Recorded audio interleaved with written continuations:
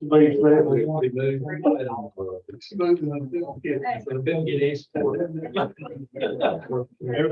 there last, but well, we proud.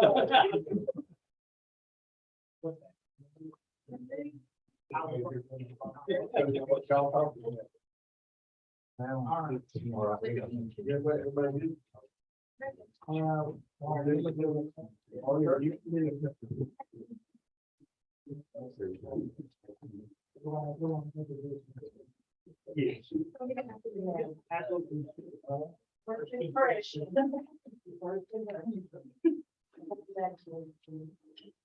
Welcome, everybody. We'll call this meeting to order. Everyone, please remember to silence your mobile devices. Commissioner Constance, could you please send invitations? Let's pray. Dear Heavenly Father, thank you for being so good to us. Thank you for a good day. Thank you for our safety today and for our health and well-being. For the opportunity to gather here and do the business of the citizens of Mitchell County, of our motivation to be right, our focus to be on you. And most of all, Lord, remind us of your goodness to us that we never take it for granted. We pray that you bless this meeting and all the actions taken here tonight and all the citizens of this great county that we live in. We love you and ask this in Jesus' name. Amen. Citizen pledge. Pledge. I pledge allegiance to the flag of the United States of America and to the republic for which it stands, one nation, under God, indivisible, with liberty and justice for all.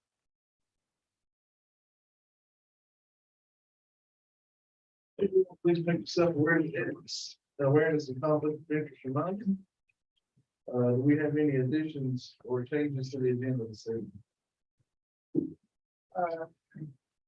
Chairman Pittman, I move that we strike 12A from the agenda and replace it with item 13B.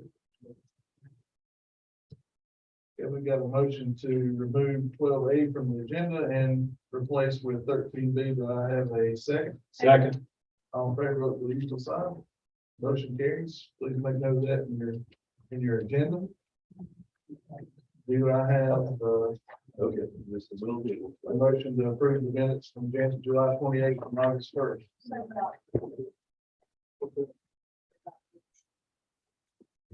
Oh, I'm sorry. I'm sorry about that. Let me back up real quick. Sorry about that. Thank you.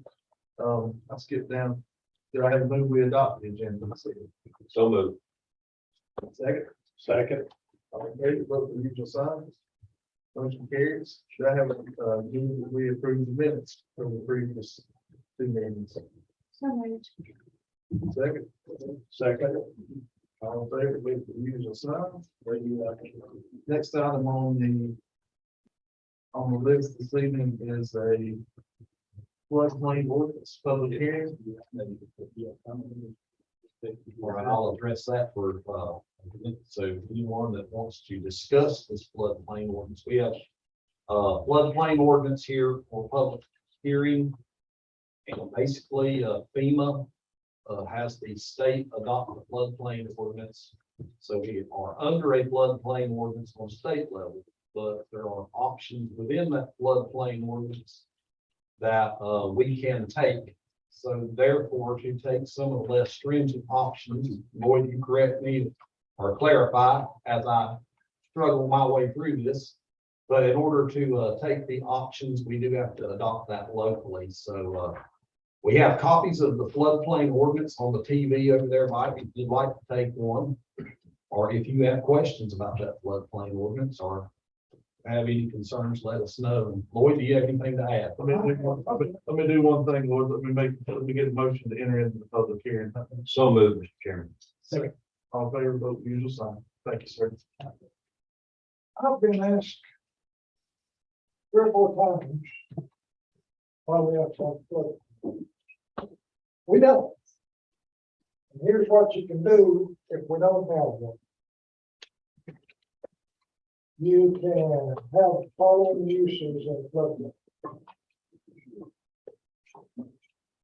You can have general farming, pasture, outdoor plants, nurseries, horticulture, forestry, mining, wildlife sanctuary, game farm, and other similar agricultural wildlife related use. You have ground level loading areas, parking areas, rotary aircraft shops, and other similar ground level use. You can have lawns, gardens, play areas, and other similar use. You can have a golf course, a tennis court, driving range, archery range, picnic grounds, parks, hiking, horseback riding trails, open space, and other similar public use. We have, I'm gonna put this map up. Two principal areas of floodplains in Motor County. There's a lot of floodplains, but these potential areas are right in the middle of our two towns, Bakersville and Stewart. So you can turn that into a golf course.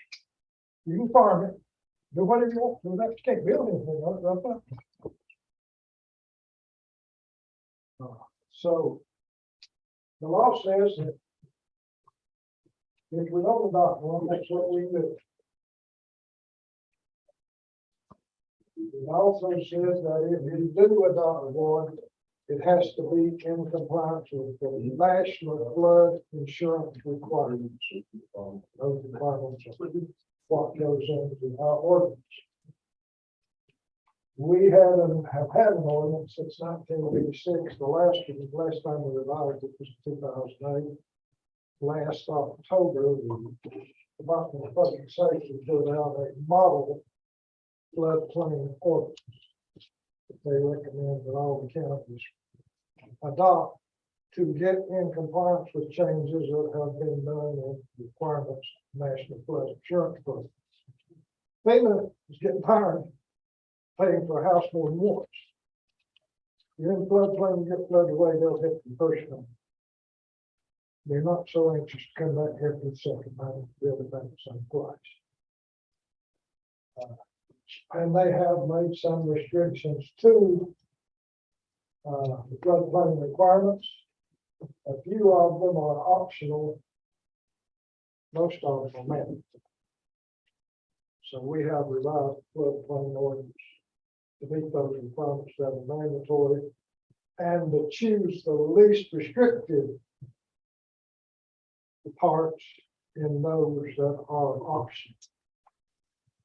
What FEMA recommends that all governments stop building in the floodplain. For many years, they have allowed you to build in the floodplain. Some very serious building code requirements about that time. And they also have another alternative that you can raise the level of the property to bring it out of the floodplain and get a map revision. And then you can build as if you weren't in the floodplain, because once the map survives, you're no longer in. And their model ordinance, in two different occasions, they recommended that you stop the authority to elevate and revise the map. But they didn't mandate. I expect their next one will mandate, but that may be 10 or 12 years down the road. And in this ordinance, we elected to keep that in the ordinance so that you can, what they call, fill and compact. To bring you, now if you've got an area that's 7 or 8 feet below mean flood elevation, probably going to be too darn expensive to even undertake it. But if you got a foot or 2 or 3 or 4 feet, you may want to attempt it, and that would still be permitted. Other than that, about everything that is in this floodplain ordinance is what is mandatory to comply with the National Flood Insurance Program. If you can't comply with that National Flood Insurance Program, there's not much point in having a flood claim ordinance anyway, because unless you're rich, if you have to borrow money on a piece of land in floodplain, you got to have flood insurance. Bank won't loan you a dime, you've got flood insurance that's in the 100-year floodplain. And as you can see, particularly here down the way, I believe Chuck Brown's told me 93% of the town of Bakersville is in the 100-year floodplain. So if you don't have a floodplain on it, you're not gonna have a town of Bakersfield before long because nothing to build, and when something is damaged beyond 50%, it's rebuilt. I mean, as far as flood, as FEMA is concerned, that's rebuild. You can't get permits. Spruce Pine's not quite so bad. They've got some areas that could be a problem without a floodplain ordinance, but most of theirs, you get back from the stream a few feet. You're out behind the flood for a few feet, but maybe 50 or 75 feet. But back here at the back of our property, it's still in the floodplain. Most of the whole downtown area, except for Mitchell Avenue, is in the floodplain. Would you use the microphone? I'm joking. And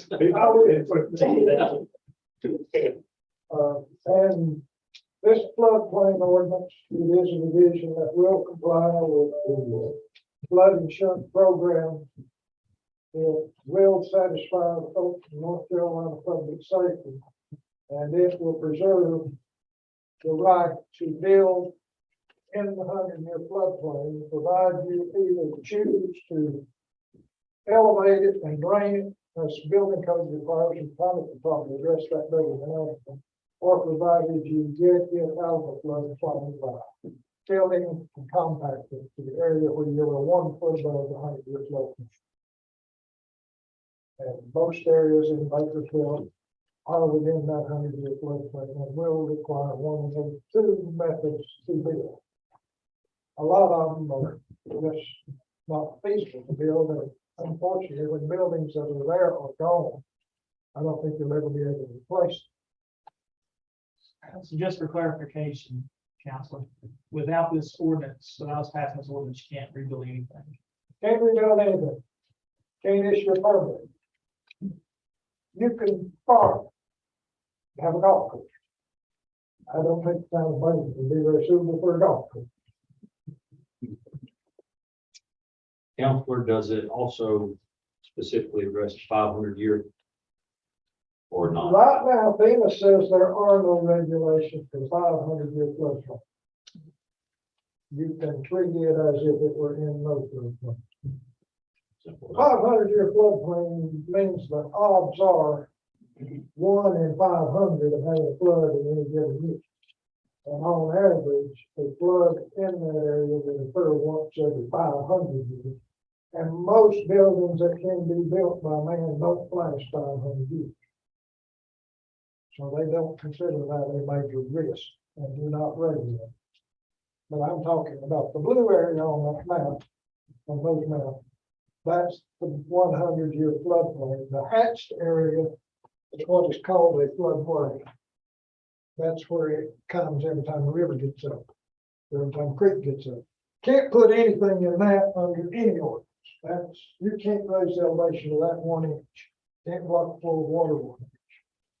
But outside that hatched area in the blue area, with a floodplain ordinance and a floodplain administrator to grant permits, you can build, provided you have complied with the 1 of the 2 of the 2 possible ways to do it. I'll try to answer any questions anybody's got about this floodplain. Is this survey based on the flood of 97? Bakersfield is from the 1998 flood. Spruce Pines, most of it is from the 2004 flood. When Fran and Ivan hit back to back, and it is the last highest flood for elevations unknown within the past 100 years. We may have had higher rates. I can remember hearing about the May flood in 1940. Fortunately, there was nobody around to measure that, so we don't know what the base flood elevation would be based on that. In Bakersfield, it is based on the 1998 flood. Spruce Pine on 2004.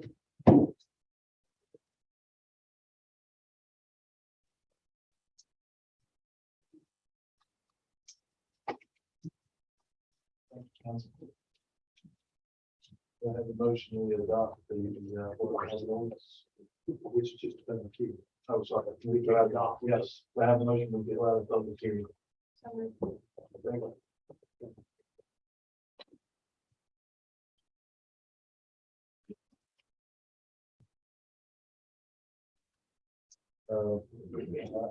next item on the agenda is a public hearing for the occupancy tax. Do you have a question? You don't get a public hearing for occupancy tax. All right, and this one, we got the notice of the public hearing by the Mitchell County Board of Commissioners to consider levying room occupancy tax of up to 3%.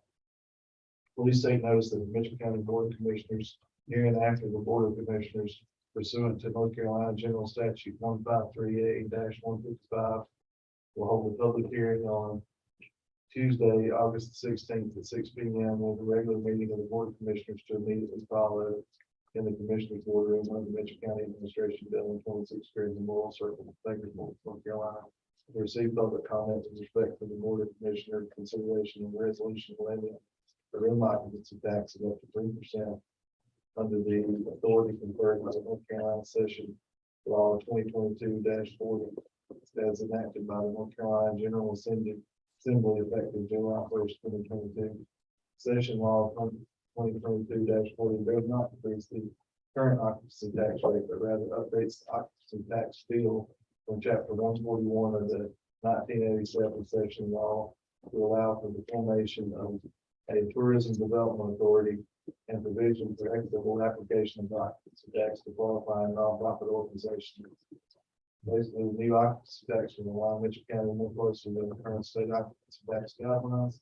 The updated Mitchell County occupancy tax will be effective on the first day of the second calendar month after the date of resolution is adopted. Those wishing to be heard in this matter should appear at the time and place indicated above. Any questions?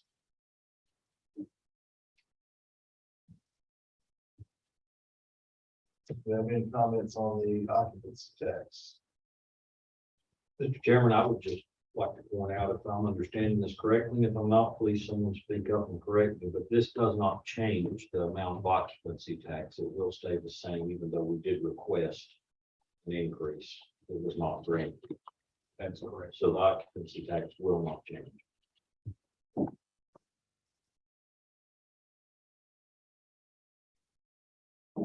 That's correct, Commissioner Brownstaff. We are levying a tax at the same rate as the previous tax, but there's an updated General Assembly. So there's updated data on that, so it's basically the same tax. And by doing this, it allows the creation of TVA. Correct.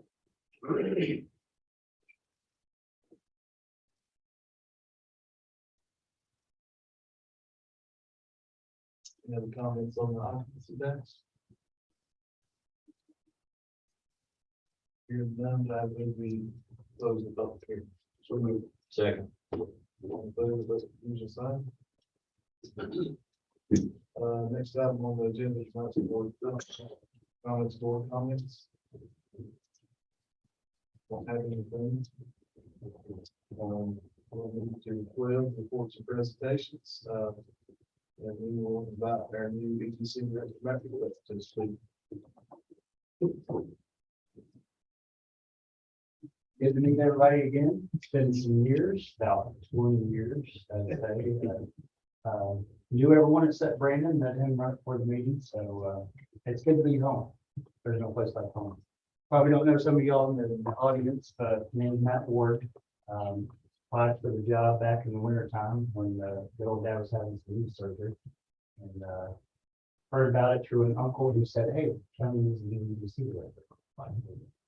You know, works in planning and zoning permitting. I'm used to telling people what they can cannot do with their land.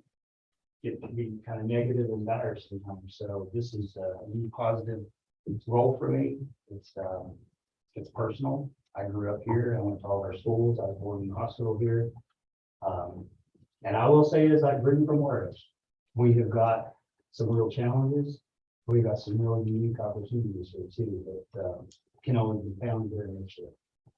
And as long as I can get us to say yes, yes, yes, and I think get us some dollars in here and get us some more people, I think we'll do just fine. We're a proud people, we work hard, and, I think the rest of the world's gonna see that. They start making schools. But, I'm here to help please everyone, I guess, to my ability, give you the facts and the data. I can't change numbers. But I can always give you some ideas on, where we're weak and ideas where we're strong, and then, where we can help them and see. But, I've met everyone, getting reacquainted with everyone, still got some more people to meet, and, we've got some good corporations here, and that's my main goal is to keep the hospital and keep the people we've got working here, courts, BRT, Huckstone, you name it. You want to keep all your existing businesses and jobs here, because that's where your bread and butter. You get about 60 to 70% return on people you've got here. You keep them healthy and strong, that's where you can get some more jobs. And maybe some new folks here too.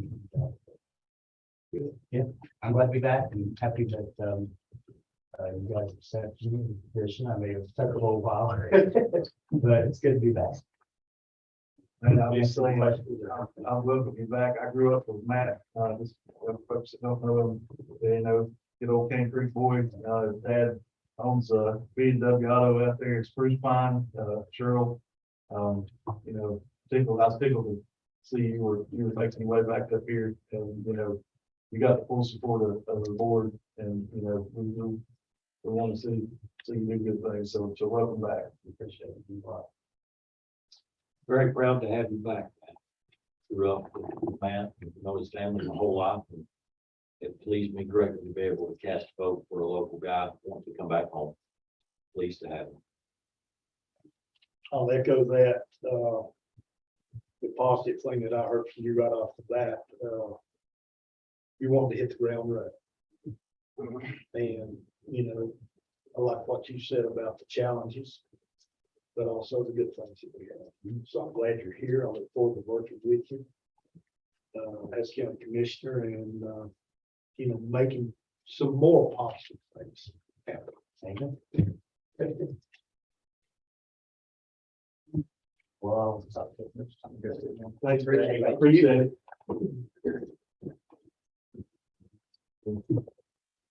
Next item on the list tonight, we have Mitchell County Middle School update, Mr. Chad Calvin. And Mr. Brandon. So, thank you. Welcome, Chad. Actually, it was Michigan County Schools update, but that was a big part of it. Since it's on the agenda, you want a full school update or just on middle school? We like schools. We got, yes. Let you a little bit know about our budget. We ended up with $1,011,079 estimated shortfall. Some of that was expected with enrollment drop we didn't plan for, but some wasn't expected that we talked about previously. I did manage to come up with recommendations to the board to meet that. Ended up having 2 teachers at Bowman, teacher at Deaton, teacher at Mitchell, replaced the county office director with a retired person, which saved us about $50,000. It's a part-time position. RAP, that was Rural Education Partners, got funding to them, got a teacher assistant at Greenland, social worker at Mitchell High School, care clinical teacher, STEM teacher, got middle school music out, got school nurse, got funding to Finland, funding to track. We were able, appreciate the board approving our one-to-one operational, being able to use the budget, so we plugged that back in. Also very proud of our finance director. She they did free up a way that we could charge in-kind charges to ESSER funding, for example, for electricity, use of the building and stuff. So she was able to recoup $240,725, which was saved us, to be honest with you. We're going to monitor, combine some field trips. For example, 3rd grade at Gage is going on a trip, and so one class taking an activity bus going, and all 3 of them take the buses and travel somewhere. That will save a lot of the mileage and fuel costs. And then we rearranged our hours for our teacher assistants and cafeteria managers. In other words, we got them from 20.5 days a month to they're working 19.5 days a month. So 10 work days, basically, they won't report to work, which saves our budget shortfall and a little bit more, about $3,000 over the board's budget shortfall. So we were able to make that. Still a couple of worries that we may have to come back to y'all about. I worry about fuel prices. I worry about gas prices for heating this winter. There's so much unknown. You know, they are starting to come down a little bit now. We did plan for an increase, but the unknown part kills you. And then the child nutrition, and we talked about that last time. That's so uncertain now since we can't claim everybody that eats a free lunch that we actually just limit those applications. So we're really going to push parents to please fill those things out, whether you take advantage of it or not. Because if they fill those things out, we get more federal money, whether they choose to accept the free or reduced lunch. We ended up, last time we did this was 3 years ago. It's been exempted now for 3 years because of COVID. We were about 62%. And I estimated, with Kevin, I estimated there's probably about 80% of the children in our school system that would qualify, but only 60% take advantage of the free lunch. So we hope to really push that and try to get them signed up so we can get a federal reimbursement there. So that would be the concerns I would have. We do have a meeting in Raleigh tomorrow morning at 9:30 concerning the schools. We're still working out there. The inflation right now is, we can't get a definite CMAR cost because things are jumping all over the place. And a perfect example is they priced windows and glass the week of June, the last week of June. The next week, windows and glass is up 40%. So I mean, you can't, it's hard for them to say you can do it for this price because prices are jumping all over the place. So they have not given us a definite price yet. I'll talk to them 1 week and it'll be up 2 million. I talked to them this week and it was actually down 2 million. We're in better shape this way because I guess inflation has come down a little bit. You know, there's no way to see market gives a price right now, and we'll see what these guys have to say. I hope they'll have a better update for you at the next meeting or in the future. Any questions about that? Or my presentation? Just excited for school to start. Kids do start Monday. Teachers started. Well, this Monday, yesterday, they started his offshore day yesterday and today, and everybody will be there tomorrow. I've got, a couple of questions and comments. Okay. I think, we realize with enrollment in aging schools and new schools, Yes. I think that would be, it's pretty obvious with that. And I realize that your site prep has been estimated from 4.5 million to about 10 million because of moisture in the soil, which is a huge cost. I guess my question to you, Chad, would be, have you guys as, in your building and Board of Education, you talked about a plan B. And let's throw out,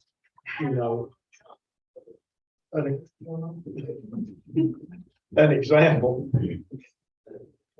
I've got Lloyd's phone. Anyway,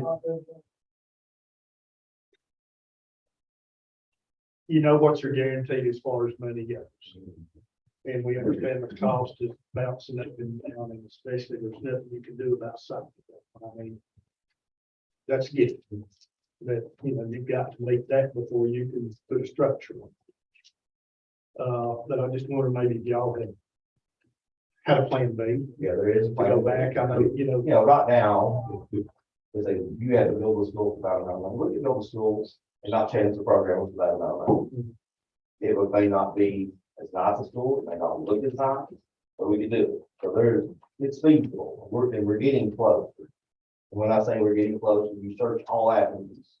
I give you a perfect example. We built it, I think, $250,000 for technology.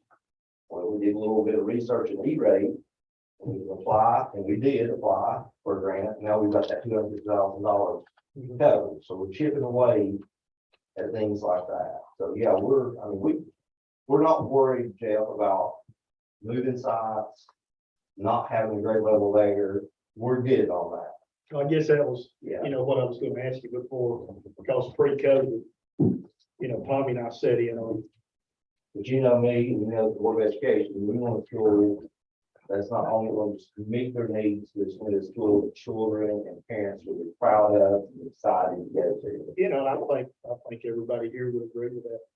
And I'm not saying, I'm not saying marble floors or veranda floors. I don't have LVT planks, just have the old square tiles. Yeah, we make it go with square tiles. You know, let's all be realistic here. Yeah. And we talked about this with the new law enforcement center. Mhm. This is probably gonna be in mind of your lifetime. Realistically, Chad, not gonna be another school. Pretty soon. Just like in my lifetime, there's probably not gonna be a new law enforcement center. And both are way over needed. For sure. Mr. Hart, if I may just say, as we're doing this, you're looking at that, you know, our numbers enrollment is down, but we don't want to be pessimistic and say, well, we're going to build for these numbers with no expected growth in the future. And I'm just getting to meet Mr. Ward, not to pick on him, but as you have economic development, and as we do move forward, you know, hopefully we're bringing younger families in and our numbers, as they are going down at some point, though, we can swing that pendulum back the other way. So I think the plan that we have ideally allows for that growth. It gives that room to where we continue to move forward. And if something was to change, even though the projected numbers are for us to continue to decrease in enrollment, if something in that was to change, this plan allows us to be able to accommodate that growth. And Jeff, the reason I said use an example, luxury vinyl tile versus the old tile.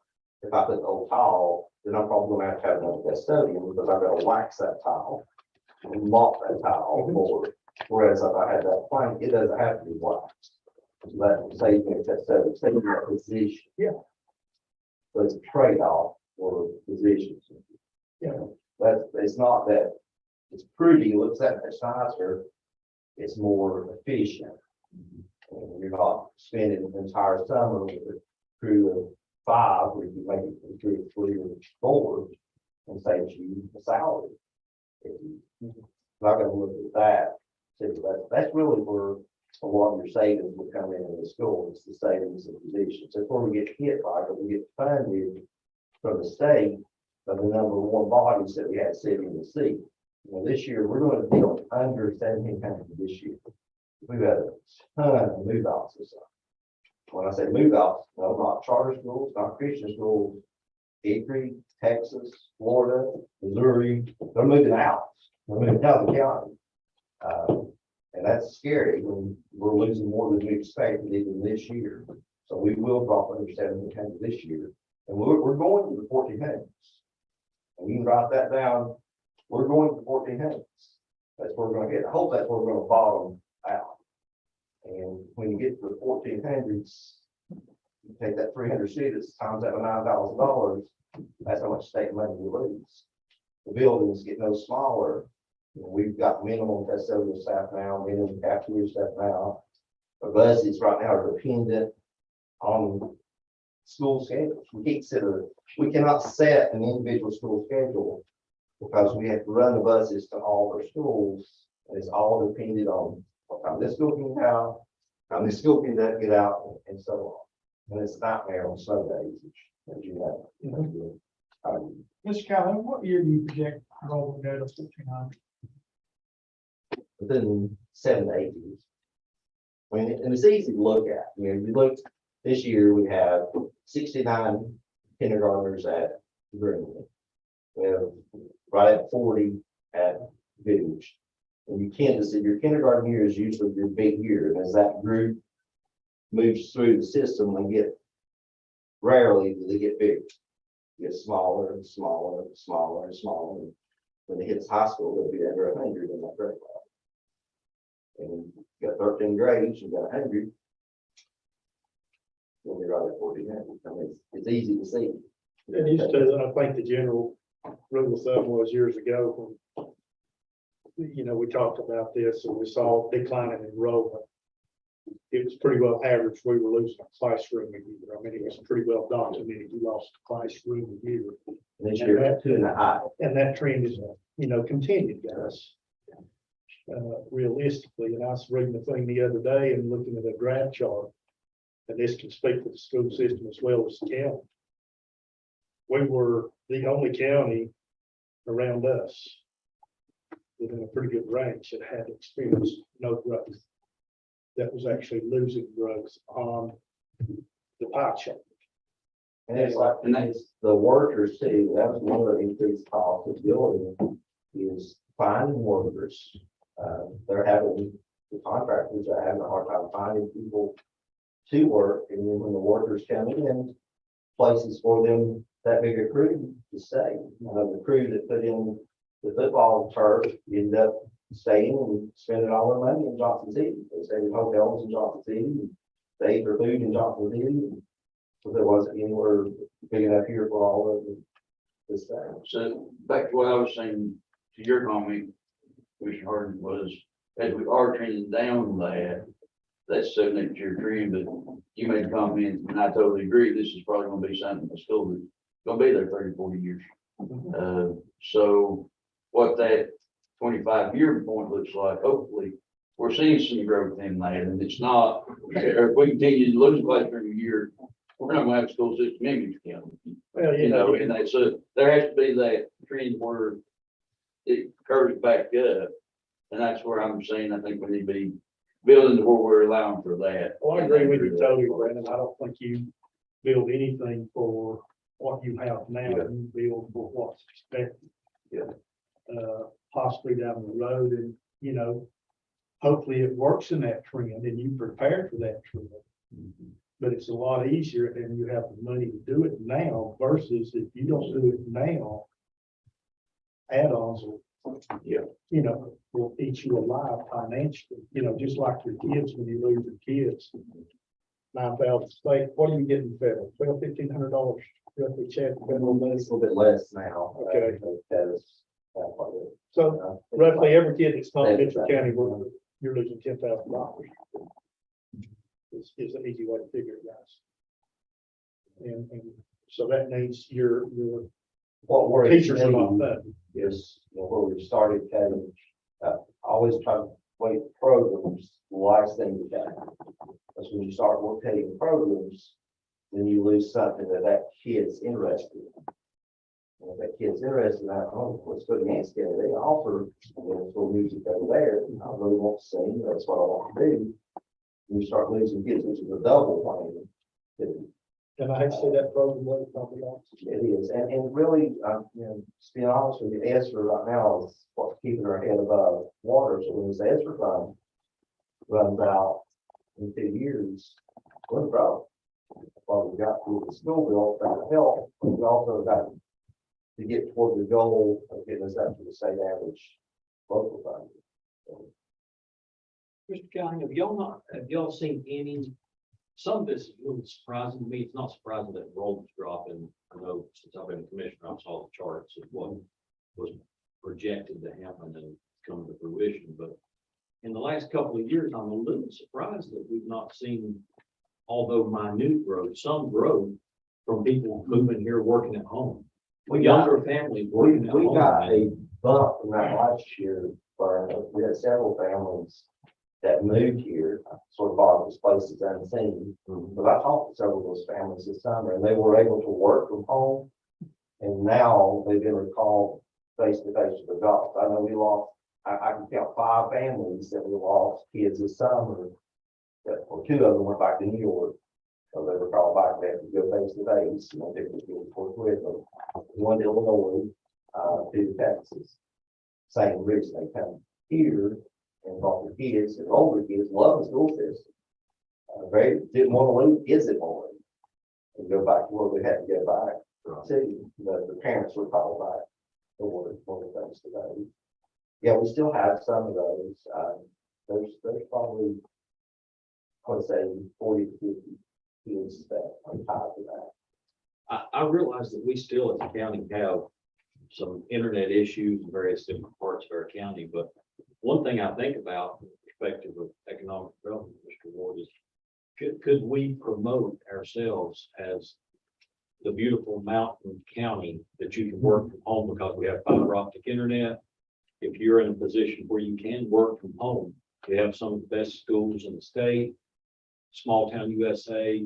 I mean, We have a lot to be proud of. I mean, we have a CT from when we get kids, certified in tons of certifications from Microsoft to the welding. I mean, there's so many certifications they can get in high school now. And now with the opportunity to get college credits there, there's a lot, we've not made very many cuts at all in the high school. Because when you start cutting the high school, then you do that with these kids because that's their future.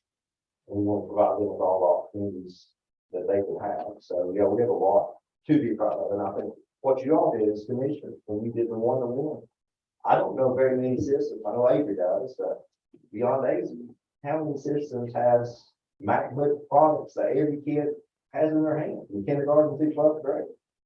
And that's a big plus for Mitchell County.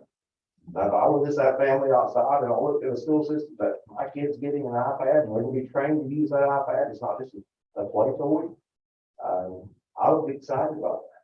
And I think that has drawn some kids here, that all kids, and you all took that initiative as commissioners. I give you all full credit for that.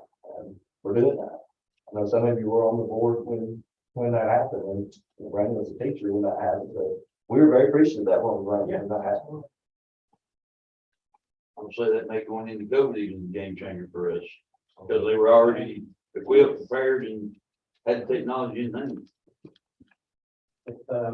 Appreciate it, Burton, with the question. I can offer up some help in the class the other week. Breesboro enacted Boomerang. They reached out to alumni. You grew up in Greensboro, come back home. So if we've got an alumni database, which I know we've got class reunions, that could be one route, simple email. Say, hey, your loved one wants you back, or, come on back home. We've got this, and this, but it's the idea that we work here. Hopefully we could, we might be able to fish out 10 because maybe they work at the bank, maybe they work for Google, and they can work from those. That's one idea that I thought about, but We're starting to grow our own teachers now too. We're seeing what the vacancies are gonna be 3-4 years down the road. And we're steering kids that are interested in the teaching profession. And we just hired some of our Mitchell High graduates this summer that we talked to 4 years ago about job openings. And one probably is Miss Dale Dillinger's daughter. She was interested 4 years ago and been an EC teacher. We just hired her last month as an EC teacher. well, and I love that term boomerang. Yeah. Because, social media's got its pros and its cons, but as we all know, one of the pros is being able to keep in touch with people that you've not talked to in 15, 20, 30, 40 years, whatever. And I do that through social media. And I can't tell you the number of people that was in mine and Mr. Brandon Pittman school board's class that I talked to that tell me, they say, you're so lucky that you've been able to stay home and make a living. And they tell me, I want to come back to Mitchell County so bad I can't stand it. If there was some way I could make it happen, I'd be there next week. I mean, I could name off 5 people on one hand that's told me that in the last 6 months. So for something like you're talking about, and for the conversation we're having, if we could promote ourselves somehow, a place where you can work from home, we've got good fiber optic internet, be able to do that. schools, you got We got great schools. It's part of the conversation we've been having as far as communicating between the two boards and us coming in on the side of that conversation and being a part of your advertising economic development, giving you data that you can put out there to advertise on the school side of it. Yeah, I love the blast out of one night going all the way back to 50 or 60 of Mitchell, Nayland, hey, put in that, put in Western Carolina, you just don't know who you could get all of. But just needs you to say, just maybe needs that idea or someone to see it. I know in the past 6 years, we really try to push our kids to come back here, real people, work here. There's no other place I want to live. There's no other place I want to work. I love living in buildings. I wouldn't want to live anywhere else but buildings. And that's what we encourage kids to do and watch out. I know some of the things that's run into playing for those kids that don't have family land is housing, is what they're saying, so, affordable housing. So I think that's been a big, And daycare. and daycare. So, And one thing I didn't mention, we have lost pre-K now in Mitchell County. The group that was doing pre-K gave it up just a few weeks before school started, so it called us a surprise at the board meeting. So there's no longer a pre-K program in Mitchell County. And I've been signing sheets for those pre-K students there at Avery County's pre-K. And you know what's gonna happen as well as I do. They're gonna get up there in pre-K at Avery County, and what's the Avery County schools gonna do? Come to kindergarten after year, this is what we can offer you, well, what's kids? For that, so we need a pre-K program. Was the pre-K program an outside source agency or was it in a house? It's a state funded, but they don't fund it fully. It's funded per student. Mitchell County gets some slots, you remember around. Translations in, I think 30 some slots. 30 some slots, I'll say 30, 34 to 38, somewhere like that, slots. You get so much reimbursement per student. It would take us an additional $150,000 to run it yearly. The way the group that was running it, which they combined it with the daycare or preschool program, so they could sort of cover two birds with one stone. And then, you've seen Dogwood's initiative now. There's a Dogwood initiative that we've applied for a grant to help fund that $150,000. So we're already working on a grant to get $150,000 a year from Dogwood, just supplement, so we can fund our pre-K. Our pre-K problem is, right now at Googe, we couldn't house it at Googe because of regulations. You have to have an inside and outside door in the same classroom. You have to have a separate playground, bathrooms just for them. So the bathrooms you get us at Googe, outside door, which is not a big deal. You put outside door in for windows out there. And then you'd have to have a separate playground. Greenlee would be no huge issue. You've got your bathrooms within the room, you got an inside and outside door. You just have to build an outside playground. But so you could do it better at Greenlee than you could at Goose, but you want to get it in both locations in the county. But most parents are going to travel from building to Poplar all over Greenlee. They'll come to Goose, they're not going to go all over Greenlee. Same thing we have, just the opposite. So that's concerning. Because like I said, I've signed 10 sheets that I know of this year, and the board has to approve them for preschool kids that in Avery County's preschool program. They go to Riverside, somewhere, what's that? This place is not too far up. That's right. Talk to us a little bit, Mr. Callahan, about after school.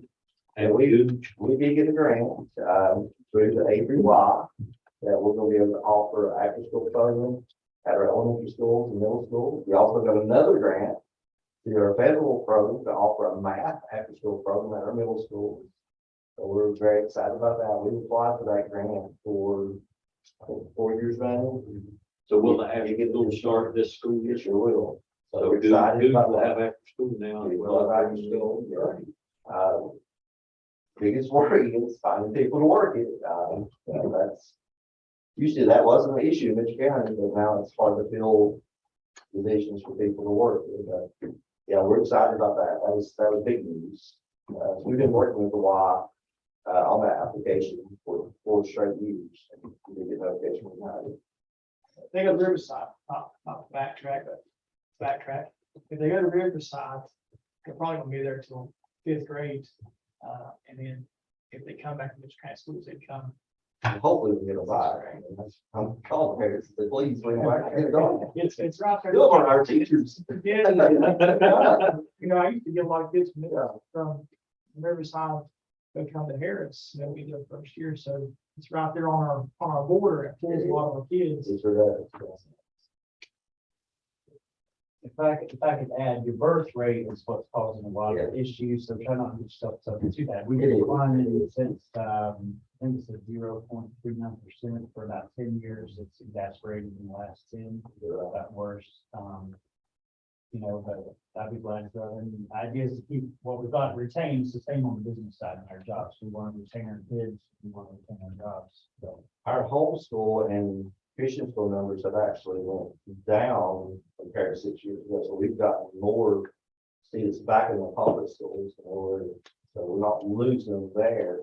It's either they're moving out of the county or Do you happen to give them a reason? Did you ask them why they are moving? It's 'cause it's job just so maybe. various, some are jobs, some's domestic, several actually domestic.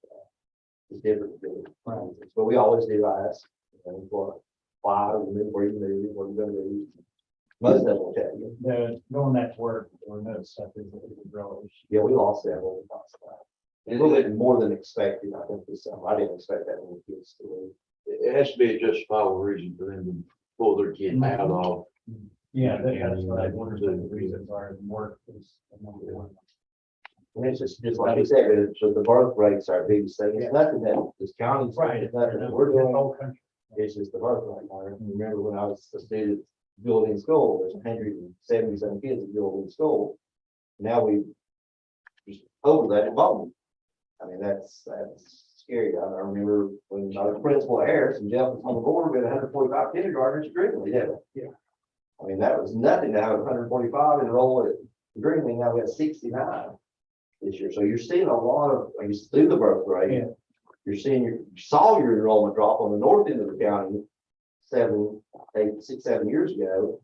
Now your enrollment drops happening on the south end of the county.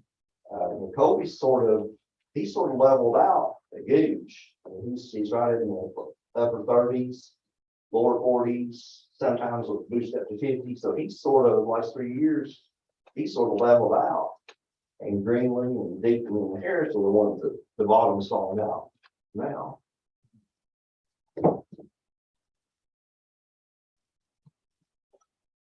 And like I said, we'll eventually get there and it'll bottom out at around 14. But that's all the update I have on the schools. I've got the next part if you want to go into that or. That is item number 13A, the student resource officer discussion. Yeah. We did get some good news, and Donald and I have been talking a lot about SROs and SROs in the schools. Mitchell County is very fortunate to be a low wealth system. So if you're a low wealth system, there's opportunity to apply for additional SROs in which the state will pick up 80% of their salary. We would have to pay 20% of the salary and anything else that we would need for the SRO. So we could apply, right now we currently have 3 SROs.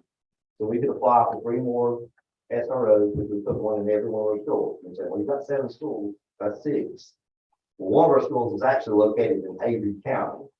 So we can't put one in Avery County, but I'm working with the Avery superintendent for him to apply for that position in Avery, Texas. Is that Mayland? That's it, Michael. College. Yeah. And maybe John will want to get in on that. I don't think it's available to him, but maybe that's something he might want to get in on too. So what it would cost, what I'd ask you all to consider to get that grant. I'm not asking you to not vote on this by any means, but it would cost us $37,800 per year. That's benefits and everything. For all 3, not each, but for all 3. That's the total amount, $37,800. You'd be looking at $3,000 a year recurring cost. That's for ammo, and training, supplies that SROs, they be surprised how much training they have to go do. We want them to go do. Not above and beyond what sheriffs require, what the school system requires that they have to do.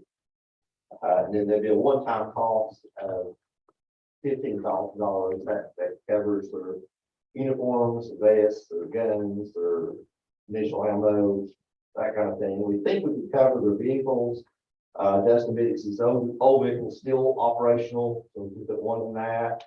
Shane Vance's is iffy, but we think we could get it going good enough to put one in that. And I talked to Donald, and he feels like he could release a vehicle to us, a used vehicle to us, put the 3rd one in. So we feel like we'll be okay on vehicles. So Is that for this year, Chad, that you're looking to add these? that position, if we get the grant, we may get 1. We may get 2, we may get all 3. But we know October 1. Well, we would know before October 1. The people would start October 1. So Chad, how long was that grant good for? Is it just like a yearly thing? So legislators decide to vote it out. It's reoccurring, but you can, legislators cannot to take things out. Lloyd can correct me on this, when it's there and it's reoccurring, unless there's a party changing the legislature, is that correct? Yeah, so I think it's long, and I think both parties definitely support safety. So I think it's, since they have it reoccurring, I think it will continue reoccurring, and that's a pretty good deal. I mean, they're paying 80% of the salary, that's pretty darn good deal. So when is the deadline for you to apply for that? We can apply it in this month.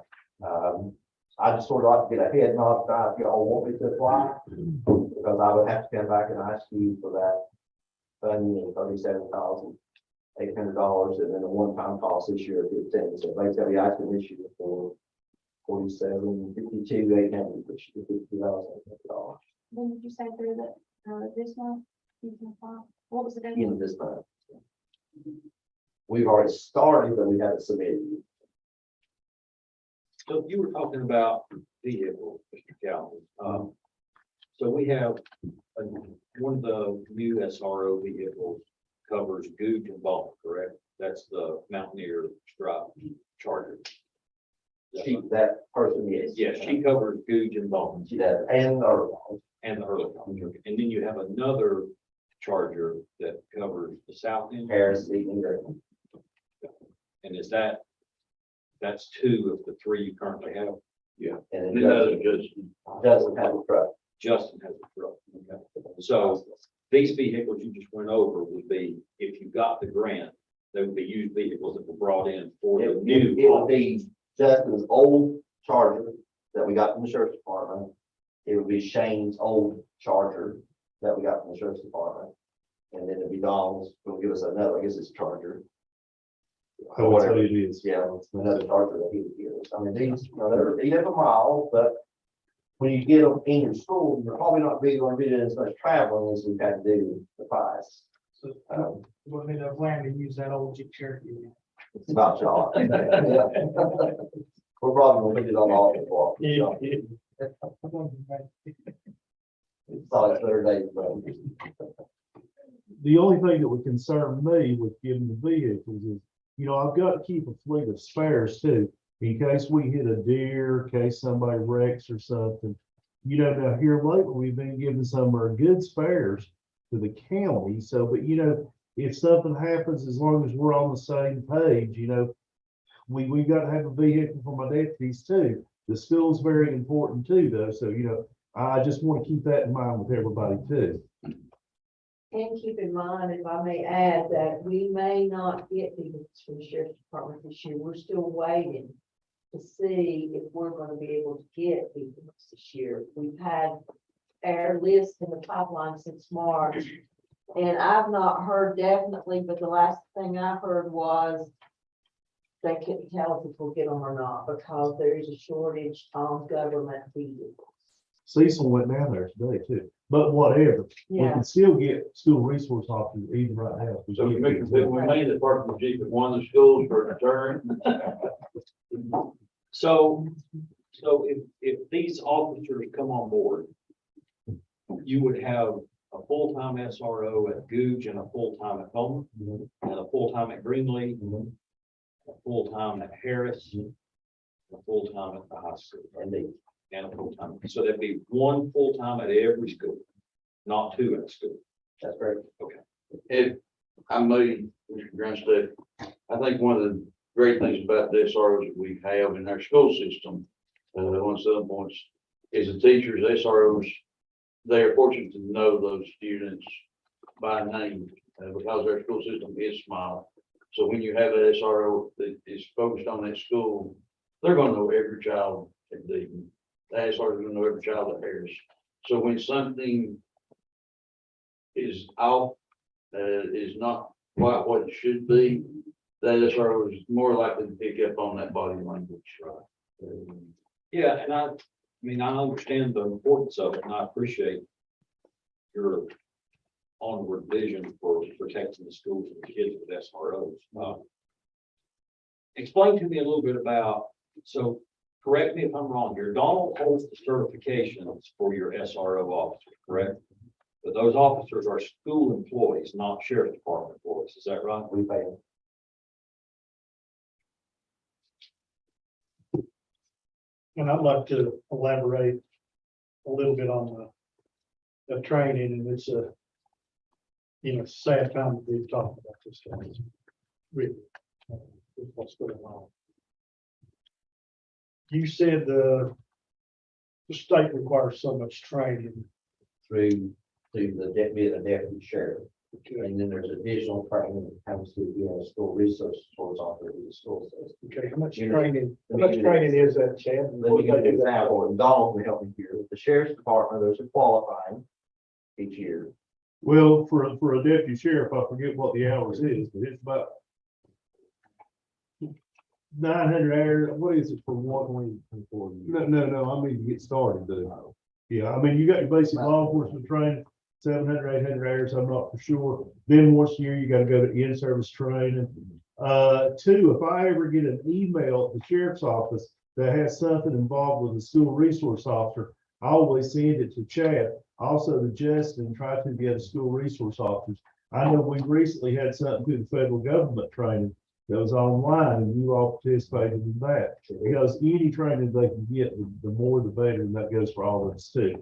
But there's a special training for the school resource officer. I think, is that 1 week or 2 weeks they have to go to that? It's 2 weeks. So John, is 24 hours the same for? 24 hours every year. So they do the 24 hours to the 10, and then they have additional time to, we actually have the gentleman that wrote this SWAT manual for the state. And his name, Randy Cogburn. Randy Carter, came up and specifically framed that, so it was. We're very fortunate for that. And then there's a place in the state, they have a model school set up that they do SRO particular training, and everything is in that school. They go in the school and SWAT training, so it's not a school, but it's set up like a school. So GM, and they do that training specifically for SROs. And the wait line on that, we had to get them in next spring as soon as we could get them in on that. So Have we done an active training, active shooting drill? I know schools start again, have we done that drill in Mitchell that's County? required by law. And we've got one scheduled this Thursday. Good. And the other thing, We have to practice that just like we practice a fire drill, not as often as fire drills. We do a fire drill every month, but we do have to practice also the drill for that area. and And we go through the full gambit, we call 911, we tell the 911 operators, this drill. This is what's going on, and we don't do that part, actually shoot the part with the kids in the building. and I guess the last thing, we're talking about new school. We're talking about old schools. So right now, we're old schools, 3 years. How safe are our schools locked down and secured? I know that That's one of the reasons that I'm presenting to Marty, that I will show why we need a new school, because go by the old school, there's lots of entrances, there's lots of exits. And you don't have a person to monitor all those entrances, exits, especially when you're over here at home, you got kids going between 3 buildings, they're actually going outside and change classes, which is a safety nightmare. And then, the traffic congestion, the bus, car pickup, we don't have separate places other than Greenwood. I would The new also, school we wouldn't have, right? That's a big safety. I guess my question, if I may, Commissioner Harden, if the commissioners would like to have further discussion in pairs about safety. We can't discuss and further safety knowledge, plan. we can't discuss that in public. understand, And, there is actually different station, but I understand your concern and you all deserve the right to be aware of what that looks like. I guess that's And my I'd be glad to give you anytime you want time to walk through. and I guess my biggest concern is, having raised a set of boys, now raising a set of girls, and all of them went to the Mitchell County schools. When the boys were in school, we didn't talk about this. Now my girls are in school, and it's a major discussion, and there's a concern out there. And I don't want this to sound negative by any means, but you can have all the SROs you want in the school. If that school building's not secured, it's not gonna make field arrangements. I think we all need to realize that. And I'm sure that y'all have done. I'd be glad to, like I said, take y'all to Well, I'm sure you guys have done what you could do with what you have with 50-year-old schools. And, you know, like I said, I didn't want to say that negative, but, you know, now being a parent again, and then having a grandchild that it'll be here before I know it, going in the school system, you're concerned. There's two prayers, Jeff, I say every morning when I wake up. And it's every one in my life. Especially in business school. Keep our buses safe on the roads. Keep our children safe during the school day. Yeah. That's two prayers that come out of my mouth every morning when I wake up in my bed. Have a child that can't walk out of school by itself. Depending on someone else. So that's it. You're all affected. So if you have 6 SROs, what are you planning on having 2 at each school once you close 3 schools? Is that the end? So when we do that, then we would have 4 schools. So you would ideally keep this vision, if they don't change. You would have 2 at your high school, and you'd have 2 at your new school. When I say your new school, technically your new school is 2 schools in one, but 3, 5, 1, and 6, 8, 1. 2 there, 2 there, 1 still at Goose, 1 still at Greenville. In the high school, I don't think, when it was built, I don't think that was an afterthought at that time. We all know most of the Olympics across there, know what I'm talking about. I'll say something, about the SROs as a school employee. A lot of times they do things that they're kind of a liaison between home and school. Like in some instances, I know, like as a coach, if I had a kid that's mom's or dad's an hour and a half late, that's what I call SRO. They have to get find his parent. As both Brandon said, it's 95% of the dollars prevention, identify before it ever happened. And it's just like, yeah, but once it happens, I don't care how good you are. It's tough. The one thing about our school resource officers now is they're dedicated. They've got to be dedicated to that job. Not every law enforcement officer really wants to be a school resource officer. We've got some good ones. They go right. I like those support and communication when sheriff's department in our school, SROs, that teamwork training you all are doing, that communication is integral and very important. What happened in Texas? Right? You're trained now, first off trying to sing, you go in it. I mean, you don't wait. And that's it. Yeah. It's a dangerous situation. You got immediately. Right now, we have one that's a 10 line, one that's 11 line. The reason we have one that's 11 line, third protocol is sort of has a weird schedule. Which covers up there a lot, and then the other one is 12 line, because we have summer schools. So 10, 11, and 12. And sometimes Dawn will pick up work for him when he needs them, if he were to need them in the summertime. You got your ball games too for some of that too. Yeah. where they work. They don't feel right now. I've not had one actually out on the road to have been in a long time. It's been a while. Yeah, if it's something during the day and they see it, I know Justin was down at something, he asked me, as far as really calling them out. We won't go there. I'll go that Yeah, you're one. gonna let them there. Yeah. So would these, if we go this direction, Chad, would these be the same staggered month employees, or would they be 12 months? 10 months. They would all be 10 months. So would your vision, Donald, be to use them any other parts of the time, or?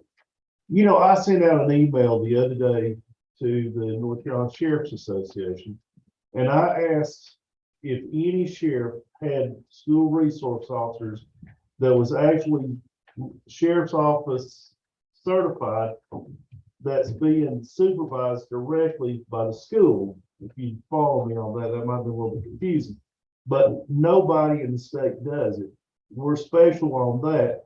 You know, all the other counties has school resource officers that the school reimburses the county for them, but they're deputy sheriffs under the sheriff's supervision. And their sheriff's office employees. Yeah, they're sheriff's office employees, and they could come out and work on days off, you know, or through the summer, stuff like that. I can't fuss about what we got now. It works out good right now. I've got no problem with it.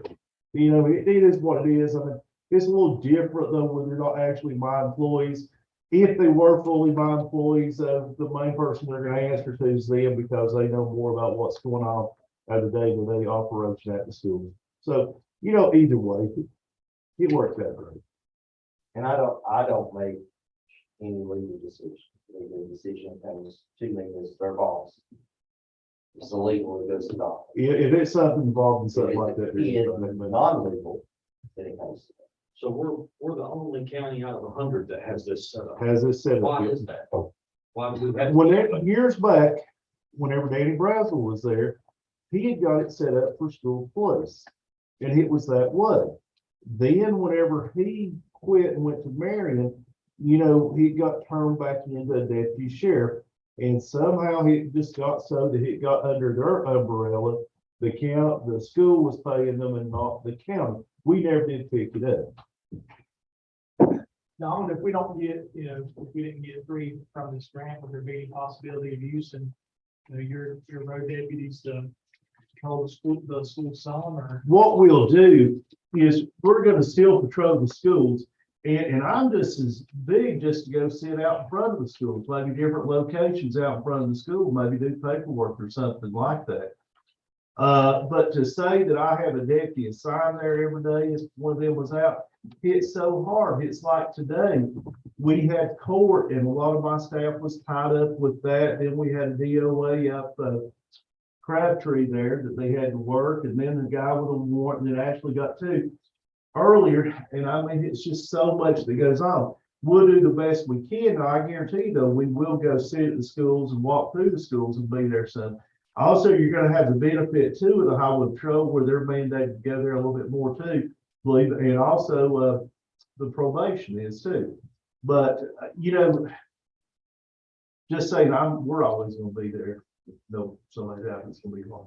Yeah, I can tell you, the sheriff's department, the police department, both patrol and times, you can ask for anybody else. They are in their school. You know, that, like Don said, they can't be there all the time. These guys, they're in our school whenever they can. And it's like with us, Yeah.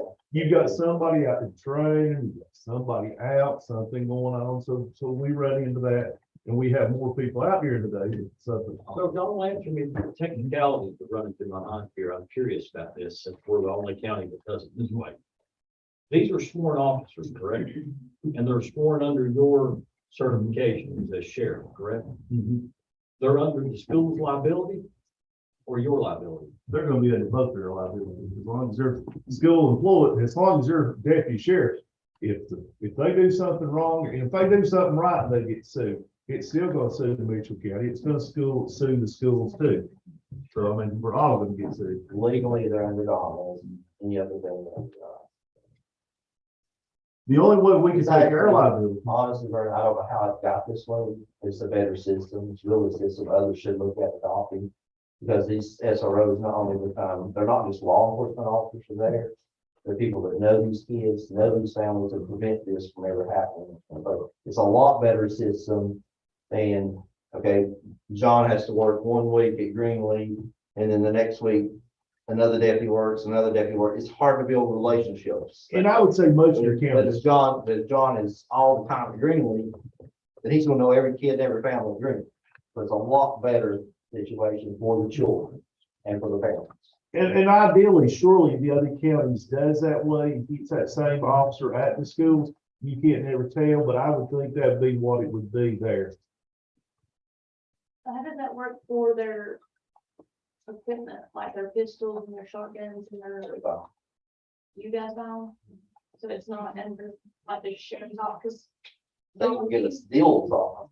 Yeah, they will get us better pricing, but we purchase it. So you have to register them through the Mitchell County School Board, not. They're registered through that individual, and they sign an agreement that if that individual leaves the office, it comes back to Board of Education to give them the next SRO.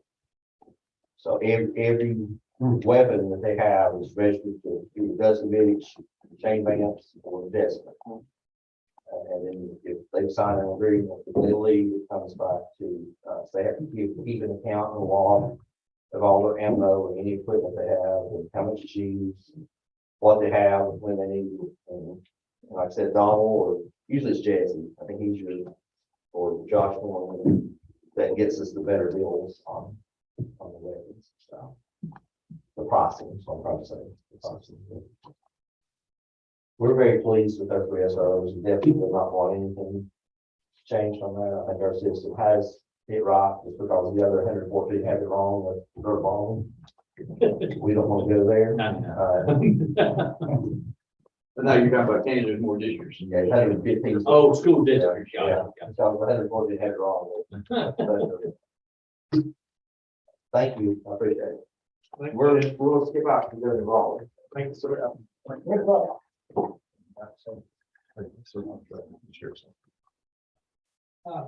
gonna take the final recess. Steve, I want to steal your TV on. What's going on here? I figured you got.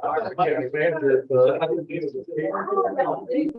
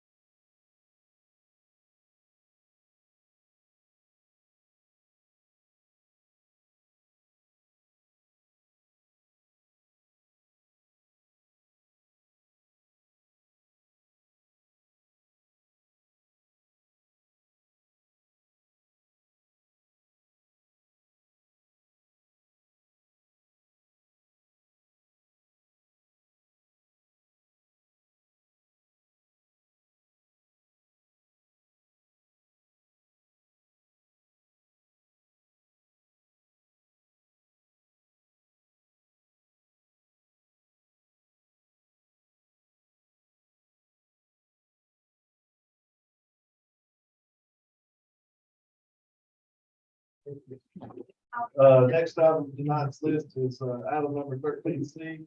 That's the late application for property tax relief. Mr. Ware, Okay, it's the property tax relief program runs from January to the first. Applications are made, so they come in after that, with the statute reads that, for good cause, with the board. The first couple of weeks, we had a lot of interest. The tax bill going out, and it has since kind of died off. We've had a couple people a day, ask about it. Some of them probably wouldn't qualify. And I guess we had a little bit of discussion about whether or not you all would have having problems with taking that. So I'm looking for some guidance. What would be your recommendation there? Well, from a practical standpoint, I think you're gonna have to put some kind of cutoff on it, or we're gonna open Pandora's box. It's gonna go on for the next 4 or 5 months. So in my opinion, it's been advertised, it's been played out. I advertise it every year in December. It's on the tax. Maybe there's some kind of advertising campaign we can formulate to really get that word out. But as far as at this point, Is it, the percentage of people that would qualify that it would, pursued it with us, it has not been very many. It might pass. They'll just have to wait for next year. Which they can file in January for. That's right. The coming. That's fine. And those forms for next year are already out there.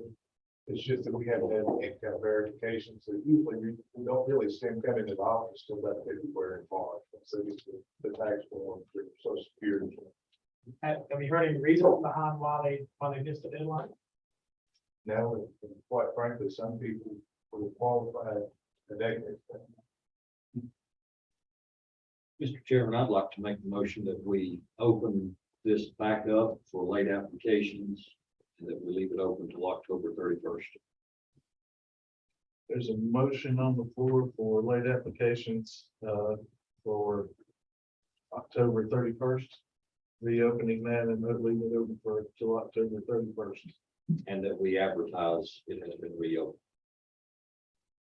And then we advertise it's been reopened. So I have a second to that. I'll second that. Vote everybody in favor. Yeah, we discuss. Oh, just for clarification, are we talking about appraisal values or just folks that fall under like the poverty guidelines? The property tax relief, either the elderly or disabled veterans. So And I was amazed,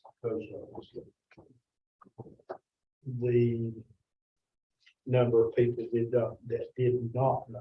Right. That, and I guess what started the discussion was when the rebound came out.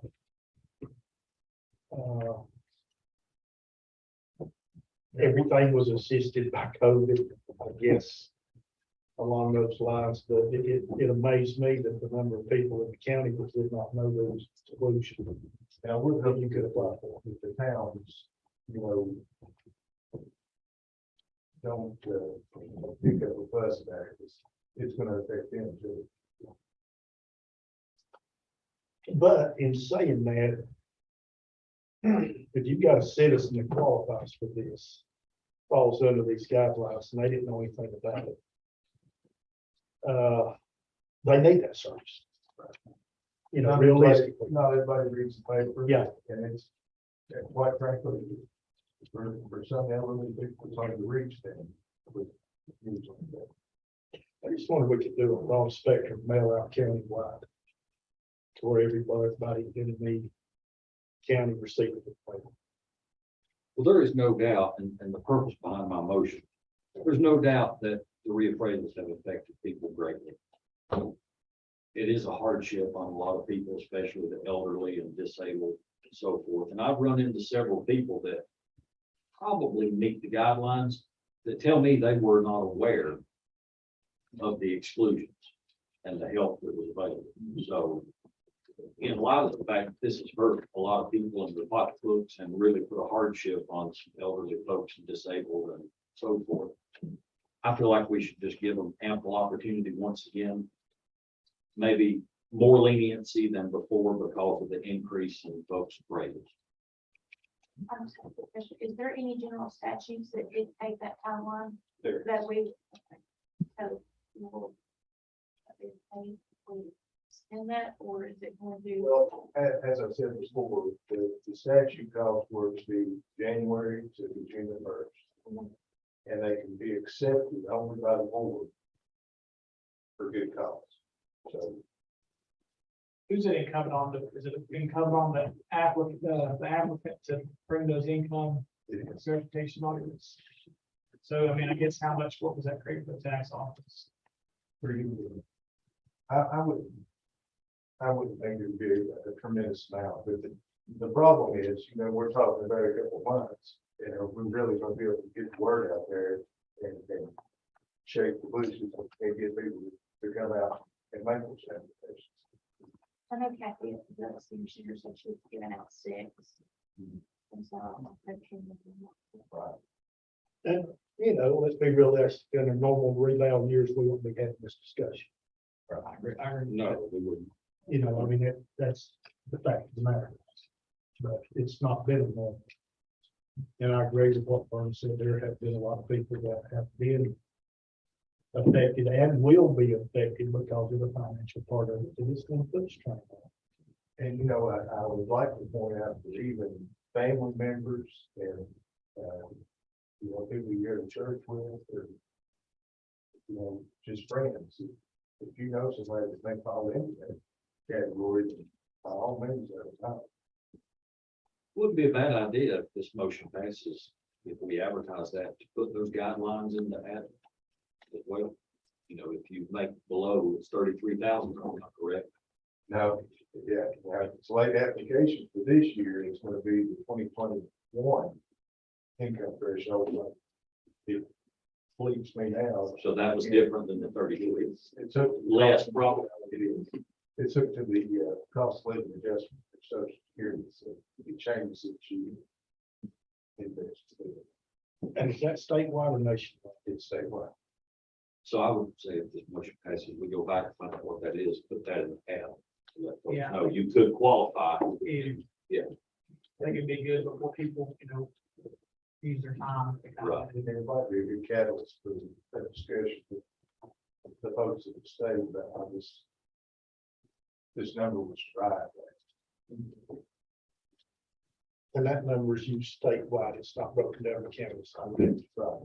And I'll say this, rural counties and your urban counties, both are struggling with the same issue. Try to keep it honest. Real parameters in Charlotte. Wake County. Is there any kind of stipulation about receiving this,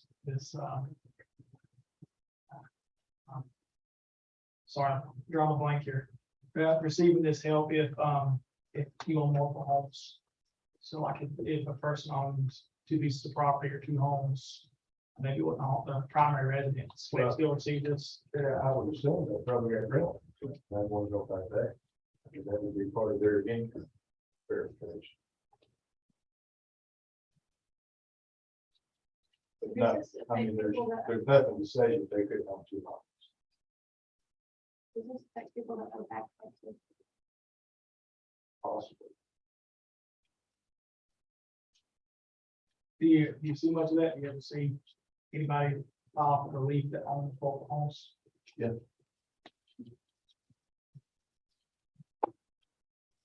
Not necessarily that they get approved, but yeah.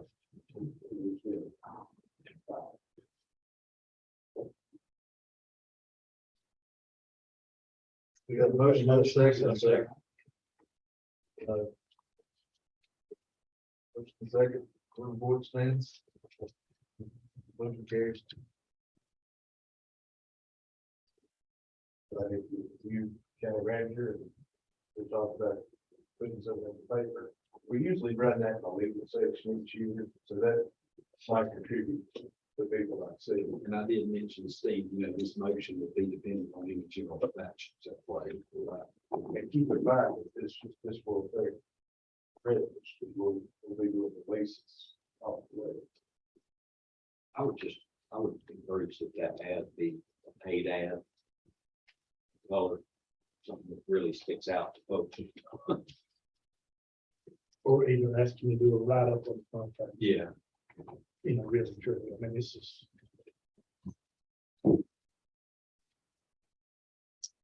Item number 11D, thanks, Mike, appreciate it. Thank you, Blair. Item 11D is the Mitchell McDowell County lines, and so I'll discuss that here. We've got a resolution, county boundaries common with the counties Mitchell's and McDowell, whereas North Carolina geodetic survey has been designated funded by the North Carolina General Assembly to assist with the resurvey of the ambiguous or uncertain county boundaries pursuant to General Statute 153-8-18.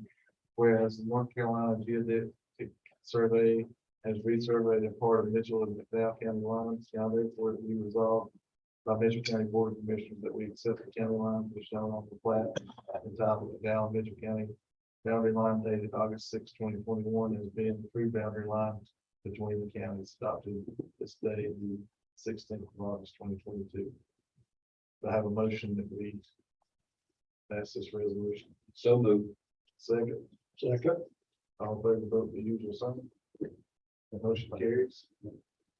Next item on the list tonight is the addressing ordinance. That one. Yes.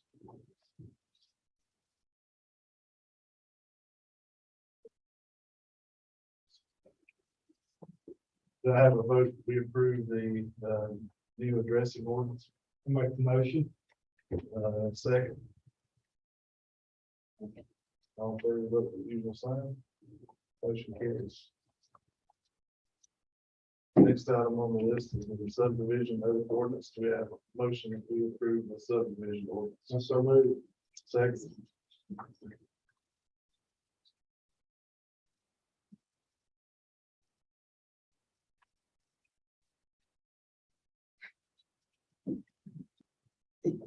The associated with subdivisions.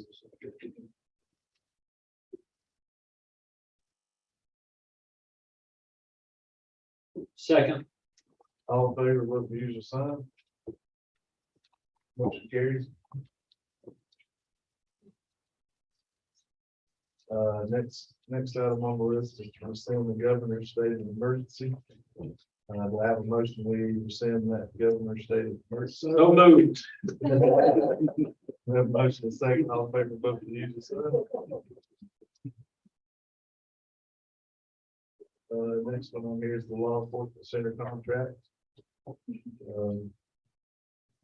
I have a motion that we move forward with that. Second. All in favor, vote the usual sign. Motion carries. Do I have a motion that we approve the consent agenda? So moved. Second. All in favor, vote the usual sign. Finance officer report for the evening. I don't have a report. If anybody has any questions, I'll be glad to answer anything, but I don't have to. That's good. Thank you. County manager report. Let me get that candy bar for you. And bars to Commissioner Vern Brown staff, if they get him set. No, I don't got very much moving forward on the small enforcement center, so architect will be measuring and looking at some potential planning in the process still. We will be doing some core samples with geotech for site analysis for the recreation center in Bakersville, so September 1st, we'll have that core drilling done, so we're looking at that, so. A lot of stuff is going on that was, the county manager's report is basically what you've been hearing, we've been working around all these, all the different, items for discussion of this, so, I think we're good, we're on my report. Thank you, County Manager. Anything from the attorney's desk this evening? Next item on the list tonight is a closed session. Mitchell County Board of Commissioners will hold a closed session in accordance with North Carolina General Statute 143-318.11. Number 6, consider the qualifications, competence, performance, merit, fitness, conditions of appointment, or conditions of initial employment of an individual public officer or employee, or prospective public officer or employee, or to hear investigate complaint charge agreements by or against a individual public officer or employee. General personnel policy issues may not be considered in the closed session. Public body may not consider the qualification, competence, performance, character, fitness, appointment, or removal of a member of the public body or another body, and may not consider the bill vacancy amongst some membership second open meeting. Final action making appointment of discharge by removal or removal by a public body having final authority for the appointment of discharge. Removal shall be taken at open meeting. And also for General Statute 143-318.11 for to prevent the disclosure of information as privileged or confidential pursuant to the law of the state or the United States are not considered public record within the meaning of chapter 132 of the general statutes. And also for number 3, consult with an attorney. Employed or retained by a public body in order to preserve the attorney-client privilege between the attorney and the public body, which privilege is hereby acknowledged. So Make the motion. for the first closed session, we'll invite Dr. Gabriel Kane and Board Taylor and County Manager. And Brian said. Okay, second. I'm sure.